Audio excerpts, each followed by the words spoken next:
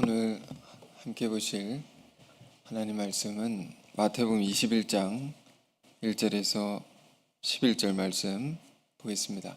마태복음 21장 1절에서 11절. 저와 여러분이 한 절씩 교독하겠습니다.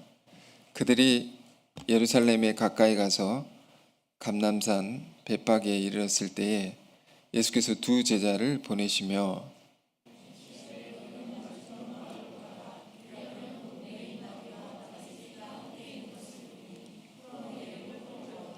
만일 누가 무슨 말을 하거든 주가 쓰시겠다 하라. 그리하면 즉시 보내리라 하시니,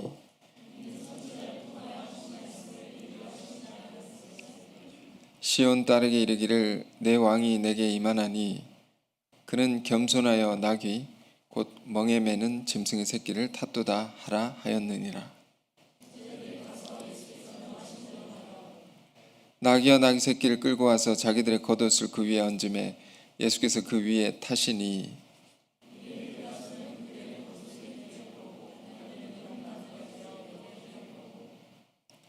앞에서 가고 뒤에서 따르는 무리가 소리 높여 이르되 호산나 다윗의 자손이여 찬송하리로다. 주의 이름으로 오시는 이여 가장 높은 곳에서 호산나 하더라.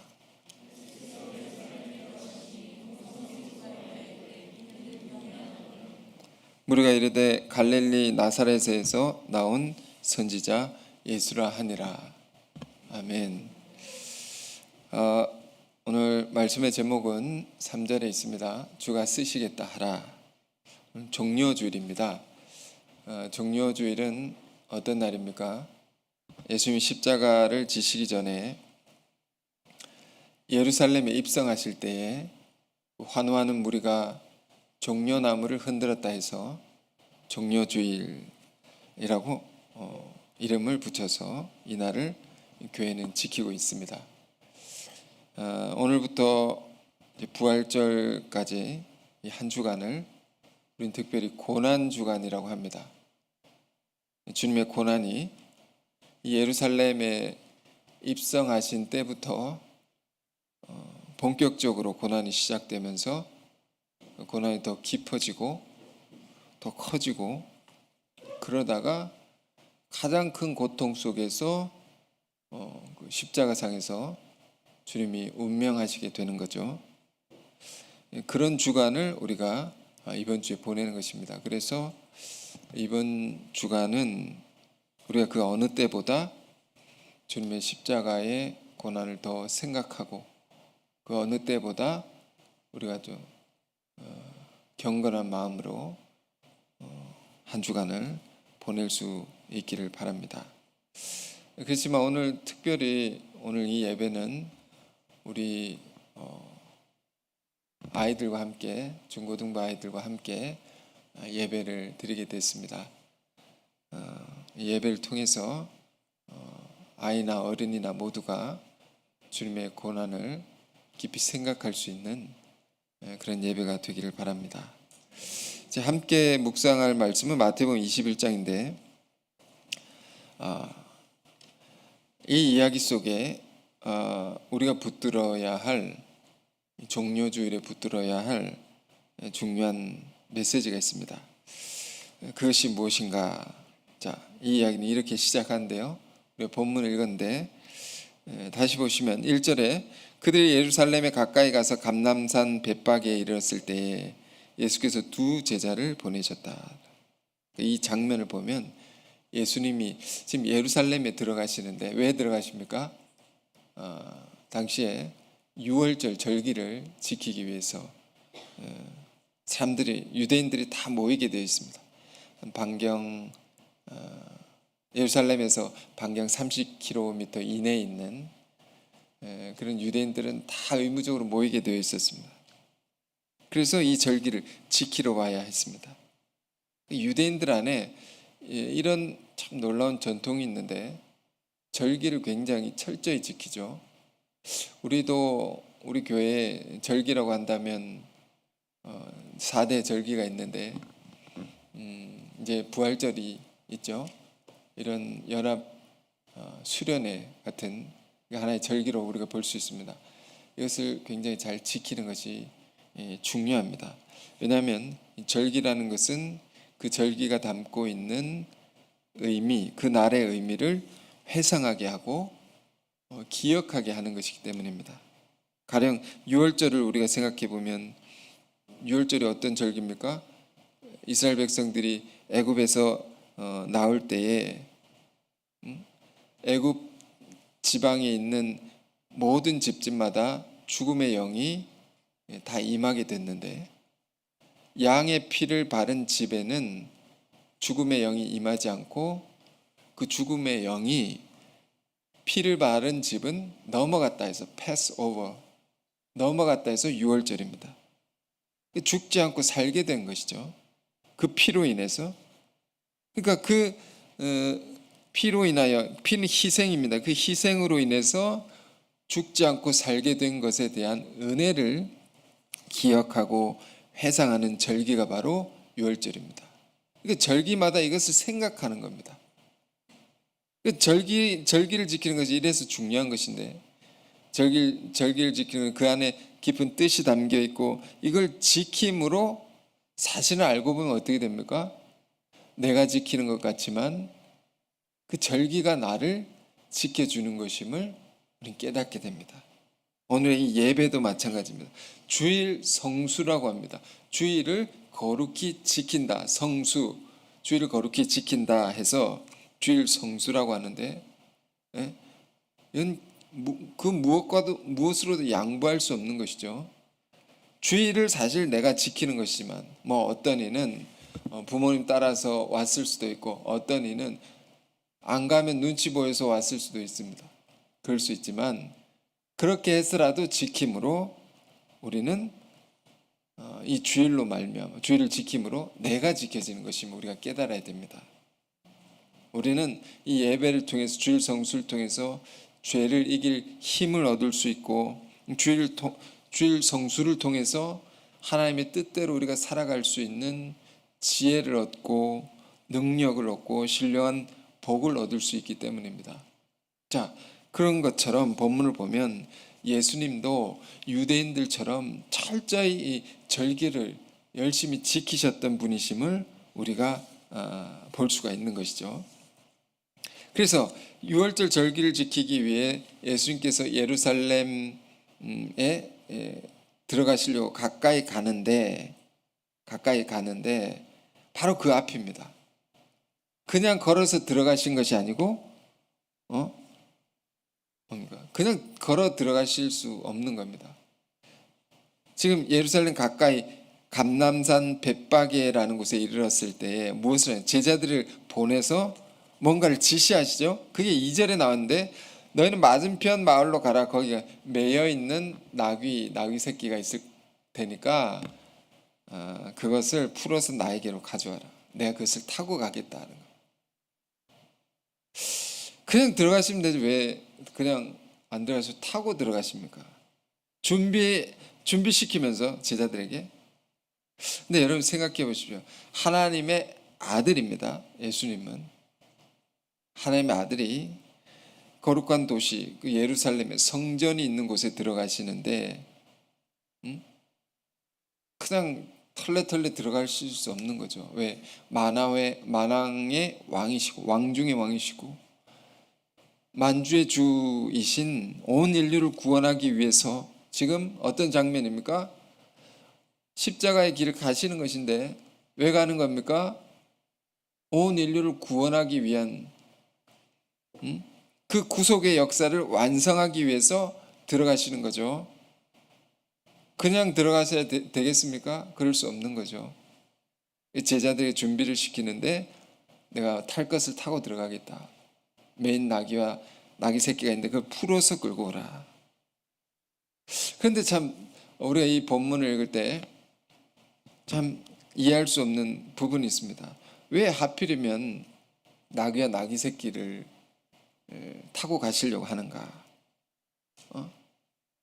그건 이 마태가 기록한 책이죠. 마태가 그 이유를 이렇게 설명해 놨습니다. 4절 5절 보면 스가랴에 있는 예언, 구약의 예언을 예수님이 이루시려고 이걸 타고 들어가셨다.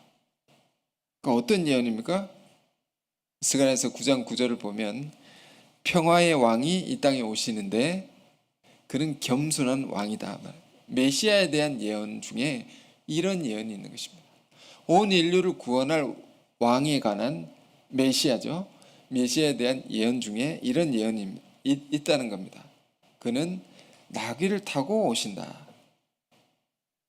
이런 예언이 있어서 예수님이 이 예언을 이루시려고 이렇게 하신 것이었다라고 제자들이 그거를 깨달아서 기록한 겁니다. 근데 이게 매우 뜻밖의 예언입니다. 어떻게 보면 굉장히 우스꽝스러운 그림이 그려지기도 하죠. 나귀를 타고 이렇게 간다.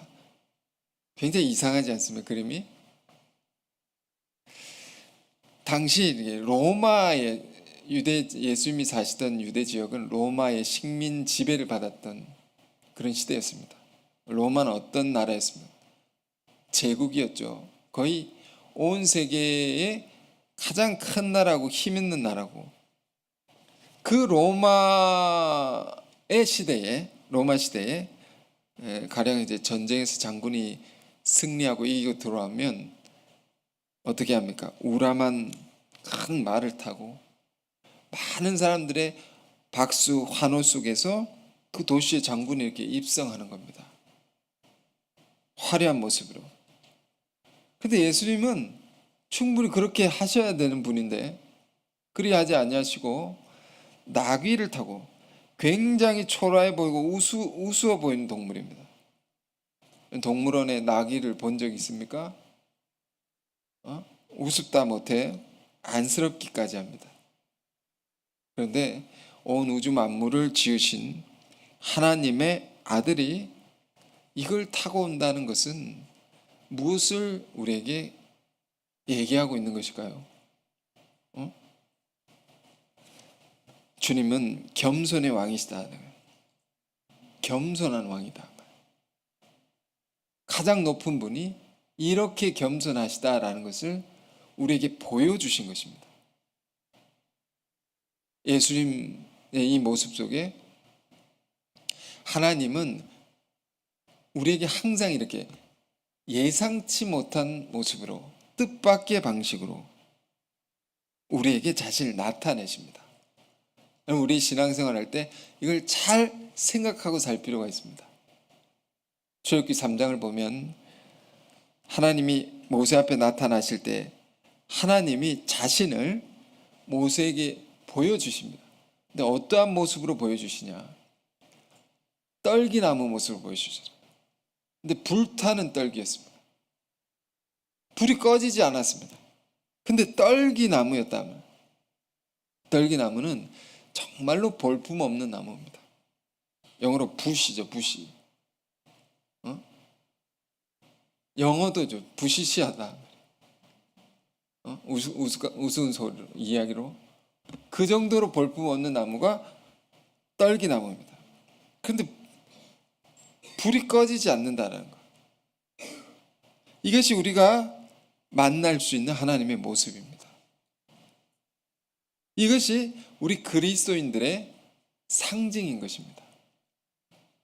겉으로는 부족해 보이고 별 볼 일 없어 보일지라도 그 안에는 놀라운 뜨거운 사랑을 가지고 있고 믿음을 가지고 있는 것이죠. 우리 신앙이 정말 강해지길 원하지만 진정으로 강하다는 게 뭘까요? 힘이 세고 돈을 많이 가지고 있고 남들이 하지 못하는 것을 다 할 수 있는 게, 그게 강한 것이 아닙니다. 이게 진정으로 강한 것이 아닙니다. 진정한 강함이라는 것은 주님의 이 나귀를 타고 가시는 모습처럼 보잘것없어 보이고 초라해 보이고 연약해 보일지라도, 어떤 면에서 그 안에 허점이 많아 보일지라도 주님 안에 뭐가 있으십니까? 뜨거운 사랑이 있습니다. 이 꺼지지 않는단 말이에요. 그 안에 주를 향한 굳건한 믿음이 있고 하나님이 명하신 길을 흔들림 없이 갈 수 있는, 흔들리지 않고 끝까지 갈 수 있는, 여러분 이것이 이 내면의 강함, 이것이 진짜 강한 것입니다. 우리 그리스도인들이 이 강함을 추구하는 사람들입니다. 그러니까 우리가 이 종려주일에 이 장면을 늘 보는데요, 이 장면을 보면서 늘 생각해야 됩니다. 나는 어떤 사람들이나 무엇을 추구하며 살아야 되느냐. 예수님 나귀를 타고 가는 모습 속에 이런 것이 나의 신앙이 되어야 되는구나 이렇게 생각하면서 이 날 때마다 그렇게 보낼 수 있기 바랍니다. 한편으로는 굉장히 위로가 되죠. 위로가 되고 마음이 또 따뜻해집니다. 왜? 예수님이 휘황찬란하게 이렇게 들어가셨다라고 합니다. 굉장히 거리감이 느껴집니다. 따뜻해지고 너무 가까워지고 이 모습 속에 그런 걸 느끼게 되는 거죠. 나중에 보면 예수님이 가시는데, 예루살렘 들어가시는데 나귀를 타고 가실 때도 사람들이 예수님 환호한 사람들이 많은 것도 아니었고, 대부분 예수님을 좋아했던 사람들은 가지지 못하고 배우지 못하고 참 불쌍한 사람들이 예수님을 많이 환호했습니다. 그런 사람들이 자기 옷을 다 벗어가지고 예수님이 지나가시는 길에 그 길을 쫙 만듭니다. 자기 옷을 바닥에 펴면서. 또 어떤 사람은 나무에다가, 나무가 좋은 나무였겠습니까? 길거리에 있는 이런 나무, 흔한 나무, 그 나무의 가지를 다 베어가지고 이만큼 뭉탱이로 들고 와가지고 예수님 가신 길에 깔았습니다. 그 위에 예수님이 지나가는 겁니다. 이것도 정말 우스꽝스러운 모습이죠. 세상의 영화인들, 연예인들 보십시오. 큰 시상식을 하면 어디 위를 지나갑니까? 레드카페. 레드카페를 깔아놓은 데서 최고로 아름답고 멋진 모습으로 그 위를 지나갑니다. 그 상을 받기 위해서. 근데 예수님 그 화려한 카펫이 아니고 이거 보십시오. 그 불쌍한 사람들의 겉옷을 깔아놓은데 그 위에 지나갑니다. 나뭇가지를 베어가지고 그걸 깔아놓은 데를 지나갑니다. 얼마나 우리가 이 모습을 볼 때 예수님의 겸손을 볼 수 있는 것이고 평화로움을 우리가 느낍니다. 우리가 이걸 보면서 이 땅의 모든 지도자들, 모든 대표들, 많은 사람이 이끄는 사람들은 이걸 본받아야 되는 겁니다. 높은 자리에 있다고 하여 그것을 이렇게 의시되고 자랑하는 것이 아니라 예수님처럼 겸손한 모습으로, 그러나 그 내면에는 진정한 강함을 가지고 살아갈 수 있는 우리가 되어야겠습니다. 그래서 나귀를 데려오라 하셨는데, 근데 이 나귀가 또 어떤 나귀입니까? 매여 있는 나귀죠. 묶여 있는 나귀. 이걸 마가복음 11장에 똑같은 이야기가 기록되어 있는데 조금 더 자세하게 설명되어 있습니다. 마가복음 11장 2절. 자, 스크린을 보십시오. 11장 2절입니다. 마가복음 11장 2절. 네. 좀 다르네요. 자, 11장 2절 제가 읽어보겠습니다. 마가복음 11장 2절에 이르시되 너희는 맞은편 마을로 가라. 그리로 들어가면 곧 아직 아무도 타보지 않은 나귀 새끼가 매여 있는 것을 보시니 풀어 끌고 오라. 마가복음이 이렇게 되어 있어요. 아무도 타보지 않은, 나귀는 타는 것이거든요. 짐을 싣고 위에 그러게 그런 동물인데 아무도 타보지 않은 나귀 새끼가 있는 것을, 그 매여 있는 것을 풀어서 가져오라. 누가 타지도 않고 짐을 지어보지도 않은 조그만 나귀, 그 새끼 나귀. 여러분, 이것이 주는 우리 의미가 무엇일까요? 민수기 19장 2절, 신명기 21장 3절에 보면 하나님께 쓰여지는 제물, 짐승이 있습니다. 하나님께 드려지는 제물, 그건 어떤 제물이냐, 어떤 짐승이냐, 한 번도 멍에를 메어 본 적이 없는 짐승만이 하나님께 쓰여집니다. 하나님께 바쳐질 수 있습니다.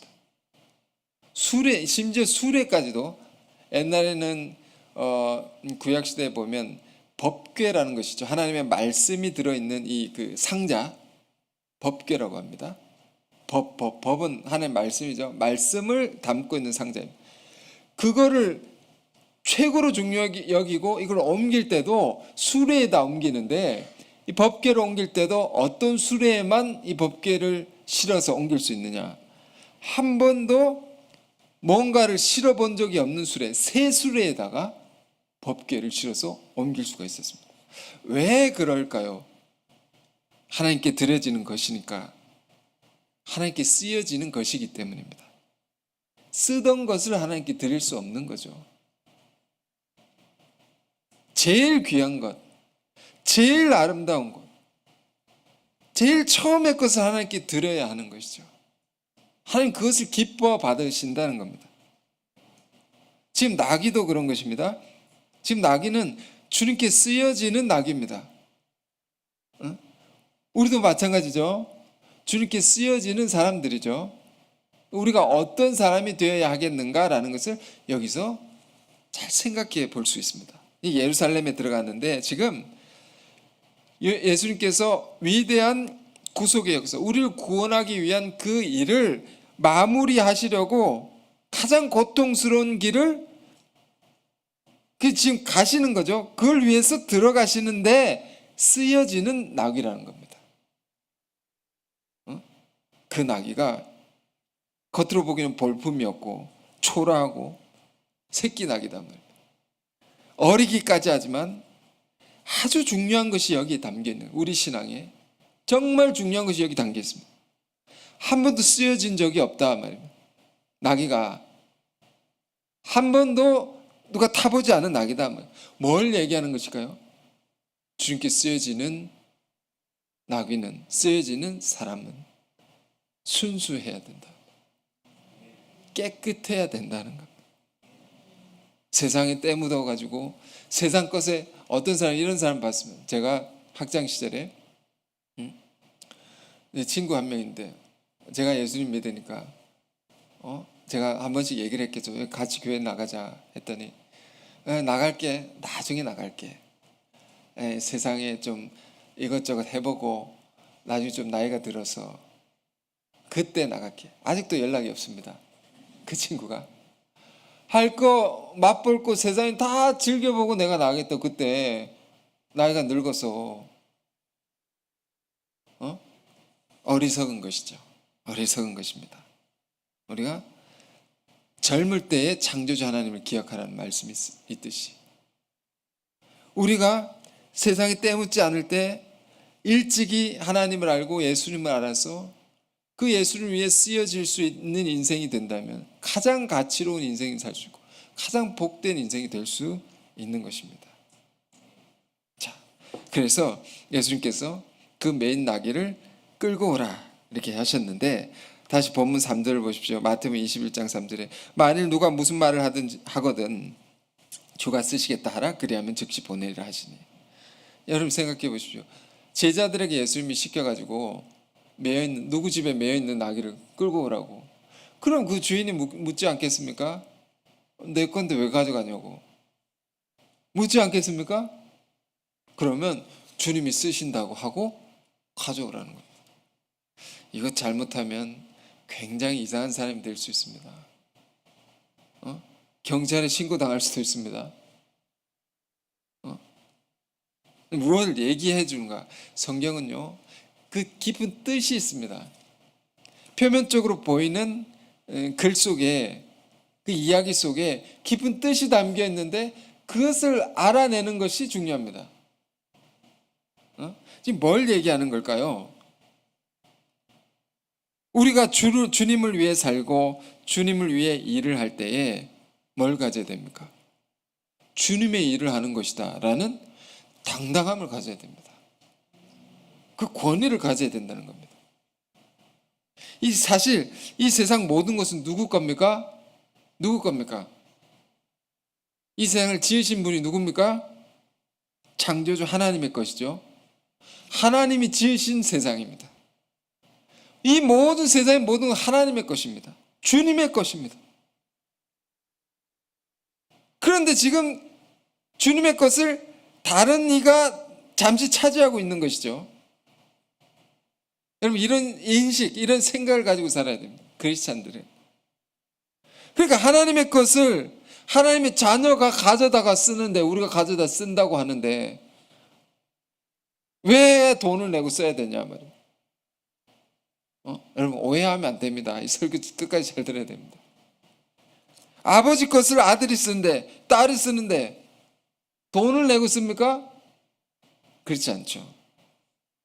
얘기하고 쓰죠.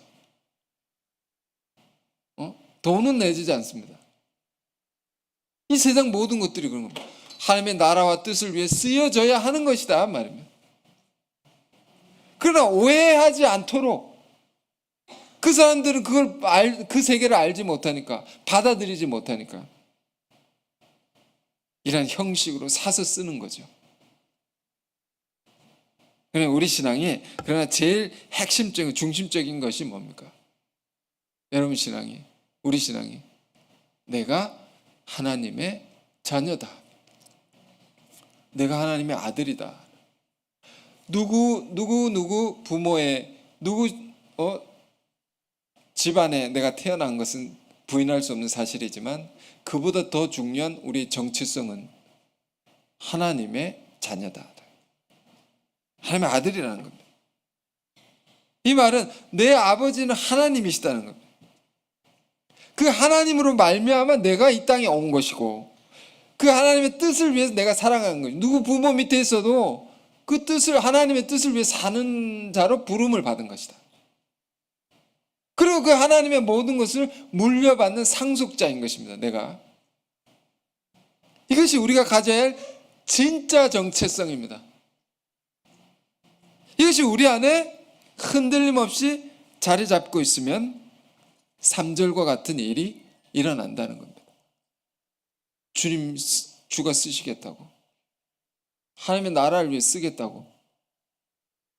그러면 매여 있던 것, 묶여 있던 것, 다른 사람이 쥐고 있던 것 하나님이 풀어가지고 여기 갖다 놓는단 말이에요.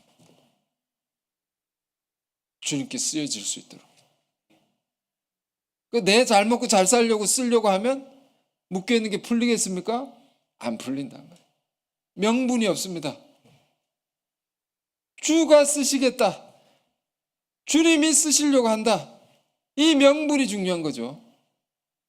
그걸 위해 내가 그걸 요구하는 것입니다. 그러면 풀려진단 말이에요. 여러분, 한 영혼을 구원할 때도 똑같은 일입니다. 사람들은 다 무언가에 매여 있는 것입니다. 이 세상을 살아가는 사람들은 붙들려 있습니다. 빠져 있습니다. 사로잡혀 있습니다. 이게 심하면 중독이라고 하는 거죠. 그걸 풀어서 살려내야 됩니다. 풀어서 하나님의 귀한 사람으로 쓰임받게 해야 되는 것, 이것이 우리의 일이죠. 근데 그 방법은 어디 있습니까? 그 방법은 어디 있습니까? 영혼을 구원할 때 내가 당신을 구원할 자입니다. 내가 구원자다. 내가 당신을 살려낼 수 있는 사람입니다. 예수 믿는 자들 안에는 이런 권세와 능력이 있는 겁니다. 내가 당신을 살려낼 수 있다면 믿지 않는 자들에게, 이게 우리 안에 흔들림 없이 자리 잡고 있으면 모든 붙들려 있는 사람들을 풀어낼 수 있습니다. 자유케 할 수 있다. 그 본을 예수님이 먼저 보여주셨습니다. 요한복음 4장에 사마리아 여인을 전도하시죠. 전도하실 때 물을 좀 달라고 먼저 말을 하십니다. 물을 달라고 하시면서 물을 뜨러 가니까 여자가, 예수님 뭐라고 말합니까? 물을 뜨러 가는 여인에게 이렇게 말합니다. 네가 물 달라는 내가 누군지 알았으면 네가 나에게 달라고 했을 것이다. 네가 나에게 사정을 했을 것이다. 내가 누군지 알았더라면. 이렇게 말씀하십니다. 아니, 물을 달라고 하시면서 어떻게 보면 매우 황당하리만큼 넘치는 자신감이 예수님 안에 있는 거죠. 그러나 정말로 예수님 안에는 뭐가 있는 것입니까? 여러분, 이걸 잘 아시기 바랍니다. 여인을 향해서 당신의 공허함과 당신의 영혼의 갈증, 당신의 인생의 괴로움, 이 모든 문제를 해결해 줄 자는 바로 나다. 나밖에 없다고. 이런 게 있단 말이에요. 이 안에, 이 속에 있다는 겁니다. 그러니 그 여인이 이게 무슨 일인가? 보통 분이 아니다.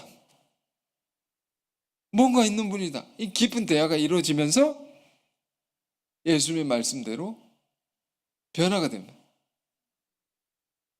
그 여인이 잡혀 있던 것에서 벗어나서 물동이를 버려두고 주님을 따르는, 주님을 증거하는 그런 사람으로 바뀌어집니다. 이게 매여 있는 자가 풀려나는 놀라운 중요한 예시라고 할 수 있는 거죠. 여러분 안에 이런 것이 다 있는 겁니다. 이 정체성을 다시 회복하시기 바랍니다. 왜 종료주일에 우리가 왜 이런 말씀을 묵상하는 걸까요? 단순히 종려나무 가지를 사람들이 흔들었다라는 이야기가 이 본문 속에 있기 때문에 우리가 이런 걸 보는 것일까요? 그렇지 않습니다. 더 깊은 이유가 있습니다. 더 깊은 뜻이 있는 겁니다. 주님이 지금 뭘 하러 가시는 겁니까? 뭘 하기 위해서 들어가시는 겁니까? 많은 영혼을 구원하기 위해서 그 십자가를 가시는 거죠. 저는 지난주에 요한복음 18장 예수님의 십자가의 길을 묵상하면서 18장 앞부분에 보면 1절에 11절에 나오는 그 장면이 있는데 계속 생각이 나서 떠나지 않는 것입니다. 거기 어떤 장면이 있냐면 예수님이 감람산에 들어가서 겟세마네 기도를 하시는데 그 고통스러운 기도를 다 마치시고 18장에 보면 붙잡히십니다. 누구에게 붙잡히면? 가룟 유다가, 예수님의 제자 중에 한 사람입니다. 가룟 유다가 예수님 배반하고 군대와 많은 사람들 데리고 와서 예수님 붙잡으러 왔습니다. 범죄자 찾듯이 막 수색을 하면서 수백 명의 사람들이 예수님 붙잡으려고 그 밤중에 와가지고 등과 횃불과 무기를 가지고 예수님 붙잡으러 왔습니다. 그런데 예수님이 어떻게 했습니까? 무서워서 벌벌 떨면서 숨으면서 붙잡혀 끌려가신 게 아니고 그들 앞에 당당히 나타나서 내가 너희가 찾는 그 사람이다. 당당히 자신을 드러내십니다. 여러분, 이 쉬운 것이 아닙니다. 당당할 수가 없는 겁니다. 왜? 이후에 예수님은 붙잡히신 이후에 밤새도록 희롱을 당하시고 폭행을 당하시고 끌려 다니시는 겁니다. 그 와중에 수제자 베드로는 예수님을 모른다 부인하게 되고, 그러니까 도살장에 끌려가는 짐승처럼 개와 돼지처럼 비참한 순환을 당하시는 게 되는 겁니다. 붙잡히면. 그런데 그렇게 될 것을 주님은 다 아셨습니다. 아셨단 말이에요. 근데 아시고도 주님을 찾는 자들에게 당당히 자신을 드러내십니다. 내가 당신이 찾는 그 사람이다. 여러분, 이 당당함의 근거가 뭘까요? 근거가 뭘까요? 요즘 젊은 사람들이 쓰는 말이 있습니다. 근자감이라고. 근거 없는 자신감이라고. 허세 같은 거죠. 예수님이 허세입니까? 이 당당함은 뭘까요? 주님이 가신 길이 지금 너무도 비참하고 고통스러운 길이지만 여러분 이거 아셔야 됩니다. 이것은 온 인류를 구원하는 길이다. 수많은 영혼들을 살려내는 길이다. 이것이 하나님 아버지의 뜻을 이루는 것이고 그 아버지의 사랑을 만천하에 크게 드러내는 가장 중요한 일을 내가 하는 것이다 라는, 그러므로 당당할 수 있는 겁니다. 어떤 비참한 상황이 온다 할지라도, 어떤 고통스러운 상황이 온다 할지라도 그러므로 당당할 수 있다. 여러분, 선을 행하는 자, 의를 행하는 자는 이렇게 당당한 겁니다. 여러분 가진 것이 없고 겉모습이 초라해 보이고 볼품이 없을지라도 그것이 없어도 당당한 겁니다. 그럴 수 있는 겁니다. 충분히.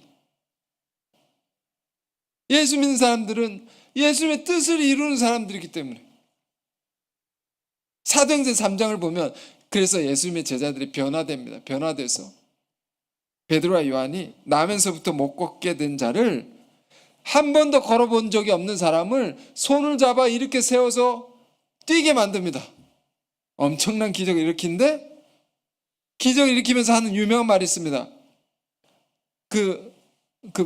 못 걷는 사람에게 은과 금은 나에게 없거니와 나에게 있는 것을 당신에게 주겠습니다. 곧 나사렛 예수 그리스도의 이름으로 일어나 걸으십시오. 그리고 손을 잡아 일으키니 뛰고 노래하며 그렇게 된 거죠. 이 사도들의 말을 보면 은과 금은 내게 없거니 정말 가난했던 것 같습니다. 제자들은 너무 가난했던 것 같습니다. 은과 금은 내게 없다 하면 솔직히 인정합니다. 행색이 초라했을지 모릅니다. 사도들이 잘 못 먹고 못 입고 그랬을지 모릅니다. 그렇다고 해서 이들이 위축되거나 눈치를 보며 살거나 소극적으로 살거나 전혀 그렇지 않았단 말이에요. 당당했단 말이에요. 왜? 그와 비교할 수 없는 엄청난 것이 나에게 있기 때문에. 예수 그리스도 이름으로 당신을 내가 이렇게 세울 수 있는 것이 있기 때문에 겉모습은 중요한 게 아닙니다. 아무 중요한 것이 아니다 말이에요. 여러분 이런 걸 가지시기 바랍니다.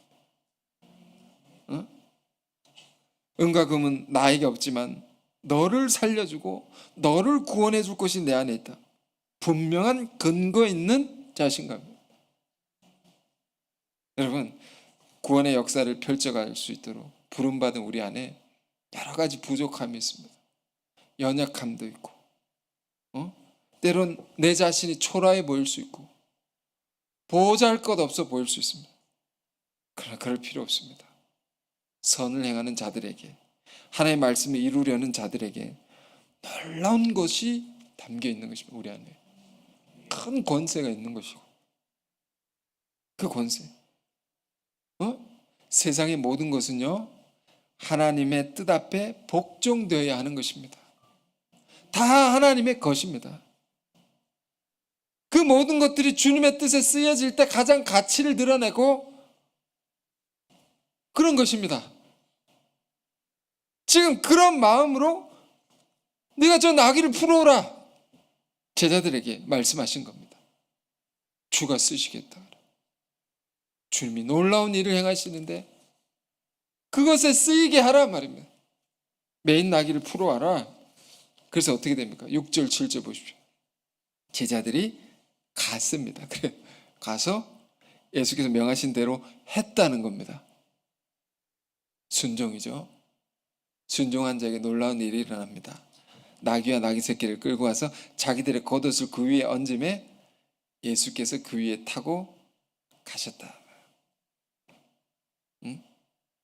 그러니까 어떻게 그 나귀의 주인과 대화하고 어떻게 끌고 나왔는지 설명은 없습니다.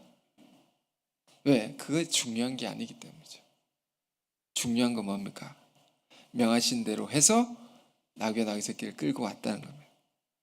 그래서 주님이 그걸 타고 놀라운 구속의 역사를 이루기 위해서 예루살렘에 들어가셨다는 겁니다. 이 길을 열어냈다는 겁니다. 그러니까 다시 말씀드립니다. 여러분 우리 자신을 볼 때 여러 가지 부족함이 있습니다. 초라하고 볼품 없는 게 중요한 게 아니다.